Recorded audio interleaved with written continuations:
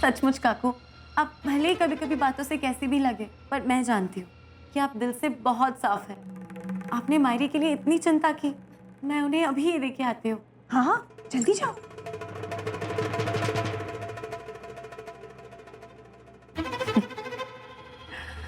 मैं सिर्फ बातों से ही नहीं, दिमाग से भी बहुत चालाक हूँ।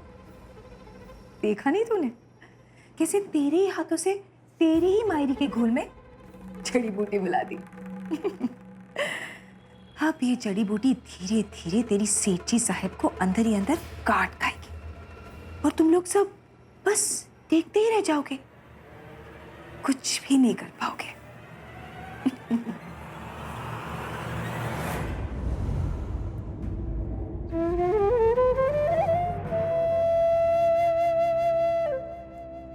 गोविंदा, मुंह मत बना, चुपचाप खड़ा रह।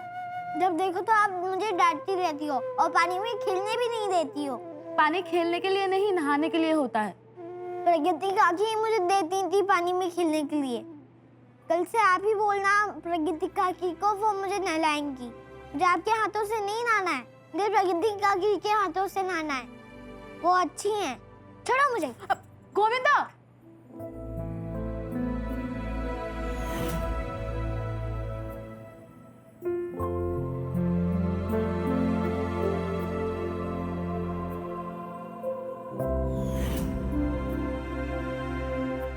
सही कहा गोविंदा तूने। तेरी प्रगति काकी सच में बहुत अच्छी थी। विश्वास नहीं हो रहा है कि उसने हमारे परिवार को इतना बड़ा धोखा दिया।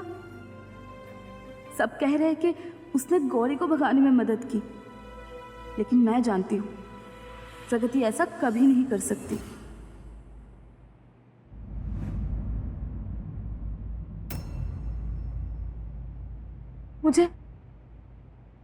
मुझे बाजी से बात करनी पड़ेगी। कहीं कहीं प्रगति किसी और के जाल में तो नहीं फंस गई। नहीं, बाजी जरूर समझेगा मेरी बात। वो तो प्रगति से बहुत प्यार करता है ना।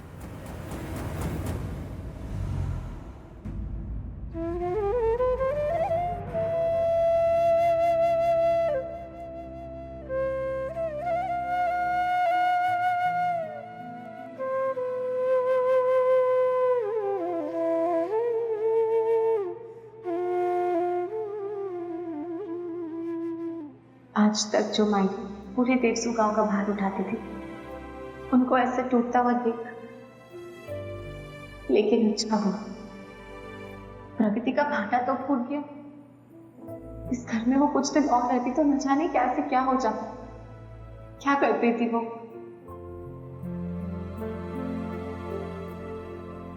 लेकिन नहीं, मैं अपनी मायरी को ऐसी हालत में और नहीं रहने दूंगी। नहीं देख सकती मैं अपनी मायरी को ऐसे।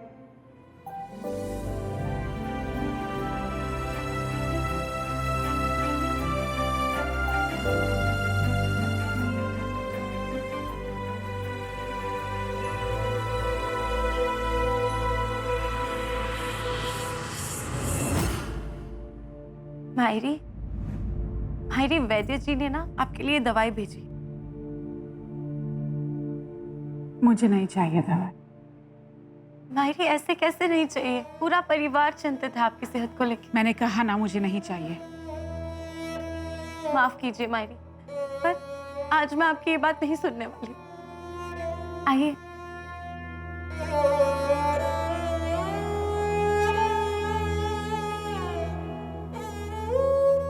लीजिए मायरी, थोड़ी सी है बस।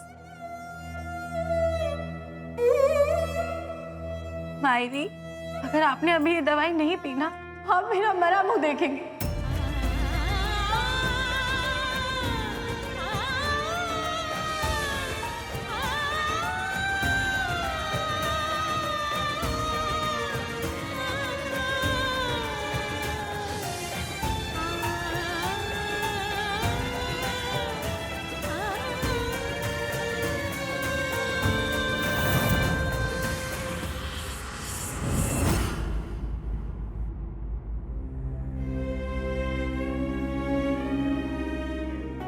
प्रगति नागेश सेठ की बेटी है। सेठ जी, इस चिट्ठी में साफ साफ लिखा है कि इस प्रगति ने उस नागेश सेठ के कहने पर पहले बाजी से शादी की, उसके बाद हमारी गौरी को उसके बेटे अमरीश से मिलवाया और फिर गौरी को देवसू से भागने में उसकी मदद भी की।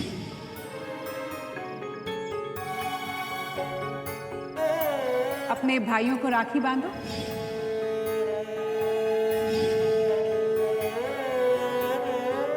मेरी भेंट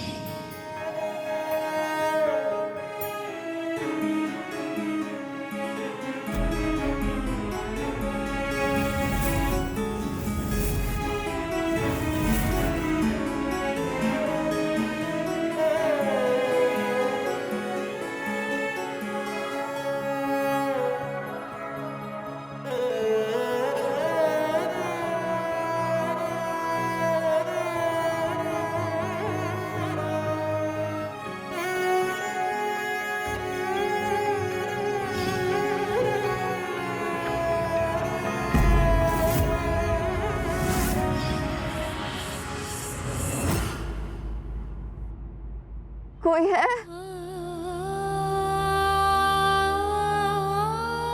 कोई है?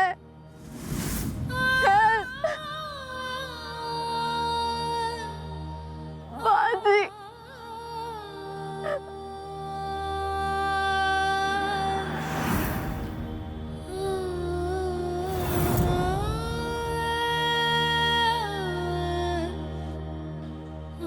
आज से मैं बाजीराव तुमसे अपने सारे रिश्ते नाते तोड़ रहा हूं। आज से ना मैं तुम्हारा बाजी और ना तुम मेरी फूल पकड़ी। बाजी, तुमने कैसे एक झटके में सब कुछ कैसे छोड़ दिया?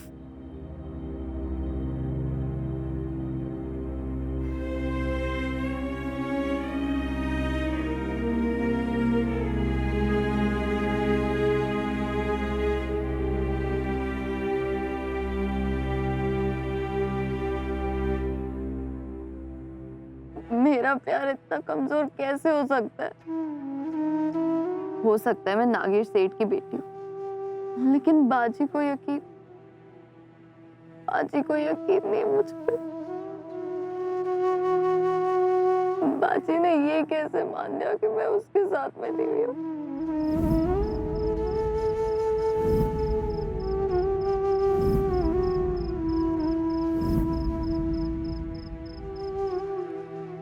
बाजी, तुमने जो करना था कर दिया। अब मेरी बारी। मैं भी देखती हूँ मुझे यहाँ से कौन हटाता है।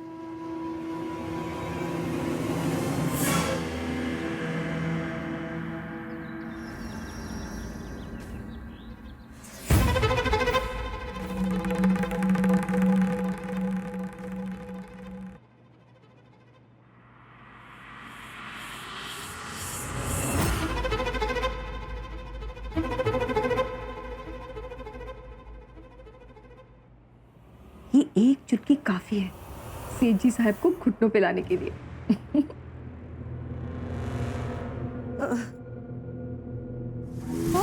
आज आप इतनी सुबह रसोई में? कुछ चाहिए था आपको? हाँ चाहिए ना उत्तरा, मुझे इस घर की खुशियां चाहिए।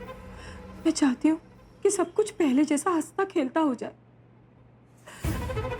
अरे अरे काकू, संभालिए अपने आप को। नहीं देखा जाता रे मुझसे उत्तरा। अब देवी बोलेगी ना तो सच ही बोलेगी। मुझे सेठ जी साहब का ये रोना धोना नहीं देखा जाता। क्या मायरी रो रही थी? रो रही थी? अभी भी रो रही है वो। सुबह से रो रो के हाल बुरा कर दिया उन्होंने। कल से ना कुछ खाया है ना पिया है, बस रोए ही जा रही है। इसीलिए सोचा कि उनके लिए कम से कम ये दूध तो ले जाओ। लेकिन अब तू आ गई है ना उत्तरा, अच्छा हुआ। तू एक काम कर, तू ये दूध ले जा, शायद तेरा चेहरा देखकर रोना बंद कर दे वो। हाँ ले, तू ही जाकर दिया। हाँ हाँ काकू, मैं इसे अभी देती हूँ मायरी को। हाँ।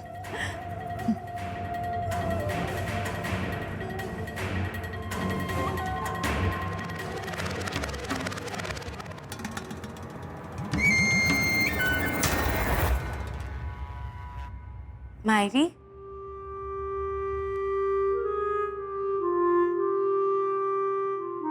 वहां रख दो।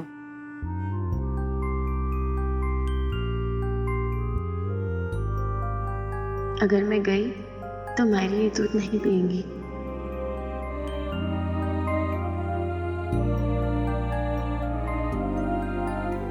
मायरी, मैं जानती हूँ कि अगर अभी मैं यहाँ से चली गई ना तो आप ये दूध नहीं पिएंगी। आप ये दूध अभी के अभी पी लीजिए, आपकी सेहत के लिए बहुत आवश्यक है।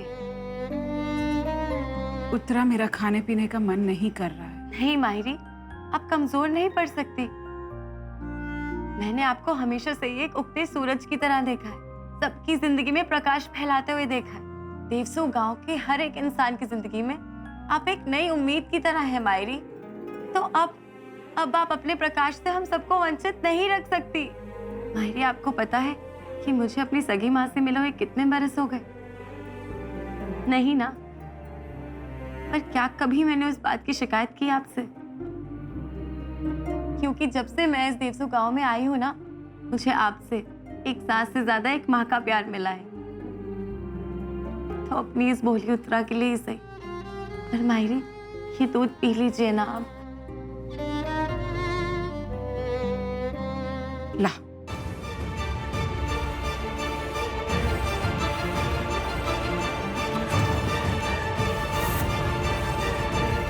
उत्तरा, उत्तरा। मायरी, मैं अभी आई, आप ये दूध पी लीजिएगा।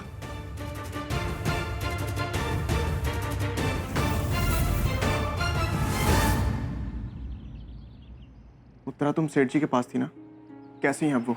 राघव जी, मायरी पूरी की पूरी टूट गई थी। मैंने मायरी को ऐसी हालत में पहले कभी नहीं देखा और ना ही कभी कल्पना की थी कि वो ऐसी हालत में हो सकती है। मैं समझ सकता हूँ। मायरी का मान सम्मान थे हम चारों बच्चे, लेकिन जब हम चारों में से 2 बच्चों ने उनके साथ ऐसा विश्वासघात किया तो क्या बीत रहा होगा उनके मन पे। लेकिन उत्तरा, तुम्हें अपने इन आंसुओं को छुपाना होगा। भले ही आज सेठ जी टूट चुकी है, लेकिन तुम्हें उन्हें विश्वास दिलाना होगा कि उनका परिवार आज भी उनके साथ है। मुझे तुम पर गर्व है उत्तरा। ऐसी परिस्थिति में भी तुम सेठ जी के साथ हो, उनका ख्याल रख रही हो।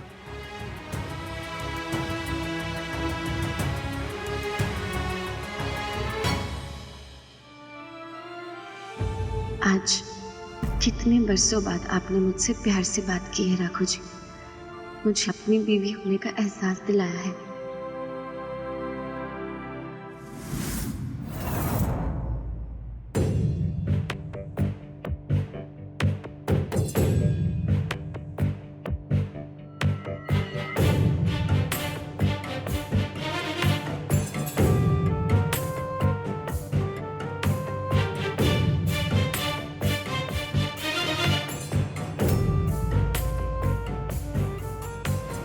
उत्तरा, तुमने कपड़े नहीं बदली किए? मायरी, कपड़े? कौन से कपड़े और क्यों? मैंने कहा ना, सुनाई नहीं देता? चलो जल्दी चलो। ये आपको क्या हो गया? मैंने कहा ना, जल्दी जाओ।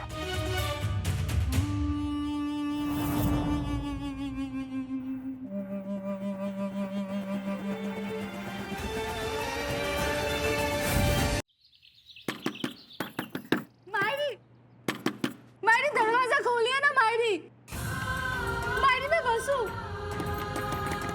मायरी दरवाजा खोलिए ना। जी जी, मुझे बहुत डर लग रहा है। मायरी, दरवाजा खोलिए ना। जी जी, अब क्या करेंगे हम? तू एक काम कर, तू यहाँ रुक और मायरी को आवाज दे। मैं राघव जी को या आपने उनको बुला के लेके आती हूँ।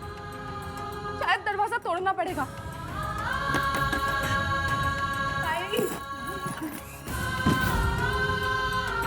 अरे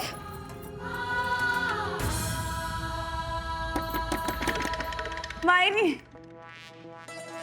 उत्तरा, दौड़ने की कोई प्रतियोगिता है क्या? ये वसु इस तरह क्यों भागी? हाँ? काकू, वो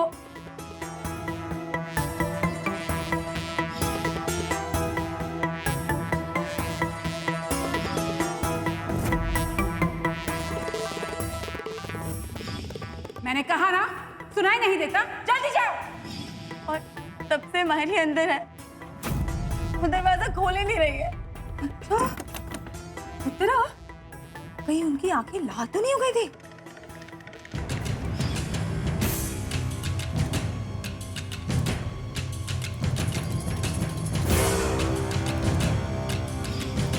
हाँ हाँ काकू, उनकी आंखें लाल हो गई थी। मैं बहुत डर गई थी काकू। अच्छा, माहिरी, दरवाजा खोलिए ना माहिरी।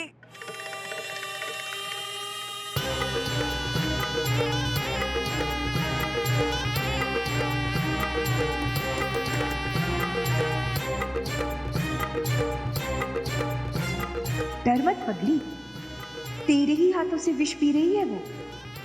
लगता है उस नशीली जहर का असर शुरू हो गया है।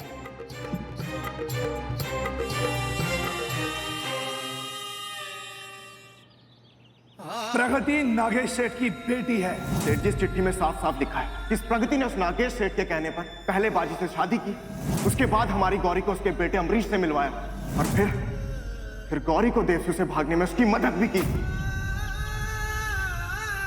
मेरी मायरी की ये हालत करने के बाद भी मैं तुम्हें अपनाऊंगा?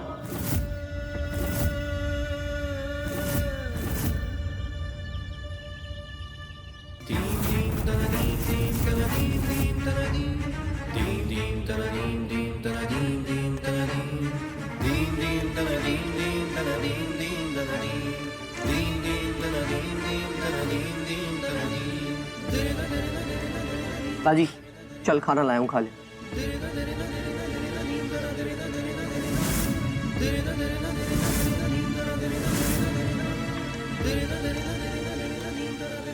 कब तक दंड मारता रहेगा तू?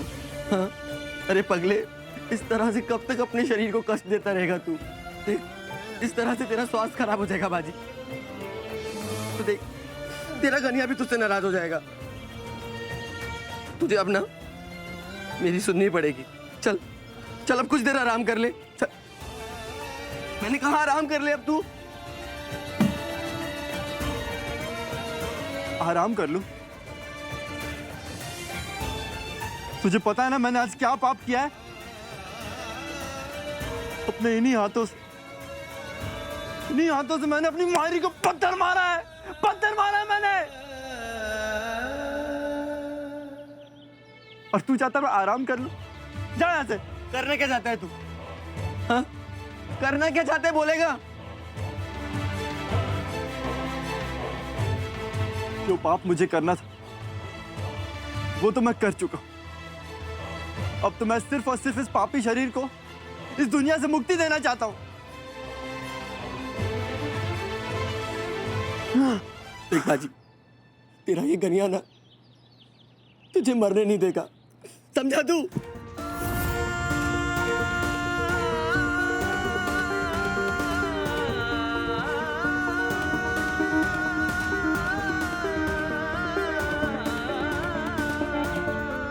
अरे पगले, अगर तुझे कुछ हो गया तो तेरे इस दोस्त का, तेरे गनिया का क्या होगा? कभी सोचा है तूने?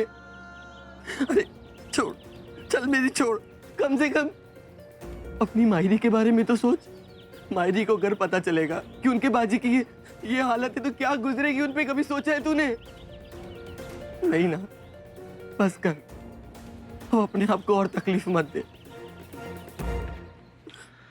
बस कर मेरे भाई। मायरी के ही बारे में सोच रहा हूं गनिया, कि रोज रोज मुझ जैसे बेटे को देखने से अच्छा है कि वो अपने हाथों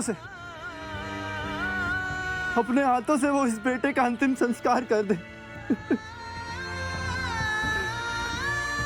बस कर बाजी, बस कर। सेठ जी साहब, दरवाजा खोलिए सेठ जी साहब। दरवाजा खोलिए सेठ जी साहब। मैं आपके बगैर क्या करूंगी? आपको मेरी कसम सेठ जी साहब, दरवाजा खोलिए ना। खोलिए। क्या हुआ मायरी को? सेठ जी, सेठ जी, दरवाजा तोड़ू दादा। दरवाजा नहीं, एक काम करते हैं, हम उस खिड़की से चलते हैं।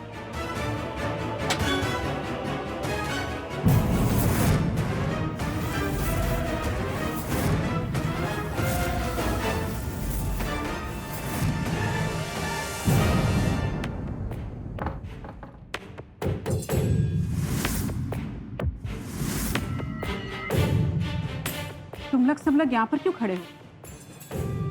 तुम लोग मुझे घूर क्यों रहे हो?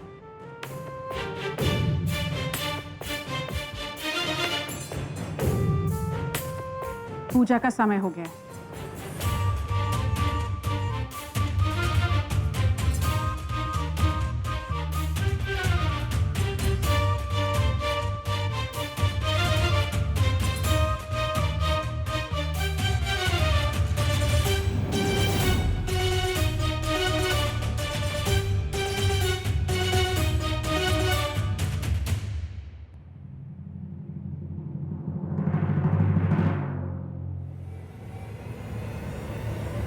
सेठी साहब, आपकी उल्टी गिनती शुरू।